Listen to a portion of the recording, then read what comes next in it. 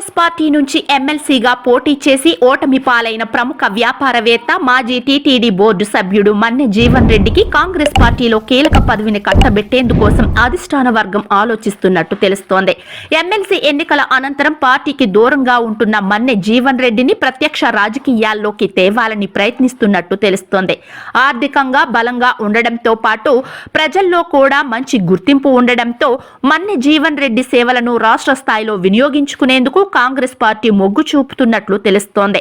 ఇదివరకే టీపీసీసీ అధ్యక్షునిగా బీసీ వర్గ నేతగా ఉన్న మహేష్ కుమార్ గౌడ్తో కలిసి పనిచేసే విధంగా టీపీసీసీ వర్కింగ్ ప్రెసిడెంట్ గా బాధ్యతలు అప్పజెప్పేందుకు రాష్ట్ర కాంగ్రెస్ పార్టీ పెద్దలు మన్నె జీవన్ రెడ్డితో సంప్రదింపులు జరిపినట్లు విశ్వసనీయ వర్గాలు తెలిపాయి.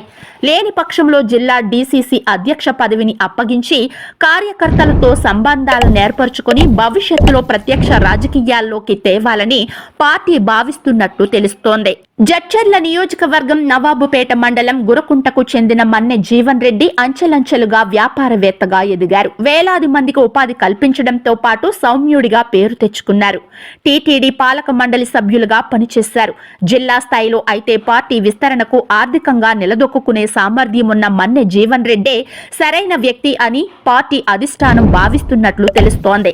రాష్ట్ర స్థాయిలో అయితే వర్కింగ్ ప్రెసిడెంట్ గా అవకాశం కల్పించాలని, లేని పక్షంలో జిల్లా కాంగ్రెస్ పార్టీ బాధ్యతలు అప్పజెప్పి స్థానిక సంస్థల ఎన్నికల్లో కాంగ్రెస్ పార్టీ సత్తా చూపించే విధంగా అధిష్టానం ఆలోచిస్తున్నట్లుగా తెలుస్తోంది.